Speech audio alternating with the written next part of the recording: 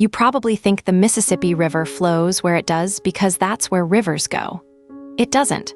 Right now, the river is actively trying to abandon New Orleans, and the only reason it hasn't is a piece of 1960s concrete most people have never heard of. Here's the thing nobody tells you about big rivers with deltas. They don't stay put. Every 1,000 years or so, they change their entire route to the sea.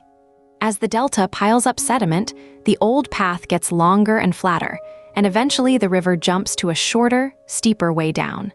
The Louisiana coastline is literally a stack of the Mississippi's abandoned deltas. So why would the river want to leave now?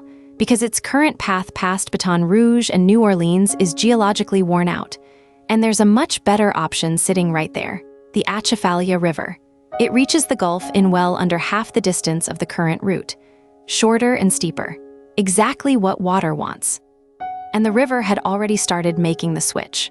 Through the first half of the 20th century, more and more of the Mississippi's flow was quietly slipping sideways into the Atchafalaya. By the 1950s, it was around 30% and climbing. Engineers ran the numbers and concluded the Atchafalaya would capture the whole river within a couple of decades if nobody stopped it. So Congress did what Congress does. It told the Army Corps of Engineers to stop a continental-scale natural process on a schedule. The result is the old river control structure, finished in the early 1960s, a set of gates that locks the split at 70% down the old river, 30% down the Atchafalaya. Forever. And here's the part that should worry you. It almost didn't survive its first real test. In the Great Flood of 1973, the river scoured out the ground beneath the structure and tore away a wing wall. Engineers later found the foundation had been undermined.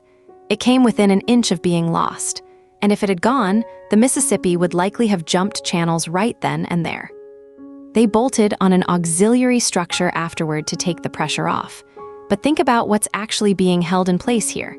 So what happens if the river ever wins? New Orleans and Baton Rouge get left with a saltwater estuary where the river used to be. Drinking water for over 1 million people turns brackish. One of the biggest port and petrochemical corridors in the country is suddenly sitting on the wrong river. And meanwhile, the Atchafalaya Basin, towns like Morgan City, get a raging Mississippi they were never built to handle. So every single day, a piece of 1960s infrastructure holds a continent's plumbing in place, and the fight never ends. And here's the brutal math of it. The Corps has to win every flood. The river only has to win once. My take, this is one of the highest stakes pieces of infrastructure almost nobody has heard of. We didn't defeat the river, we postponed it. And that postponement has to be renewed forever. That's the deal we signed, whether we knew it or not.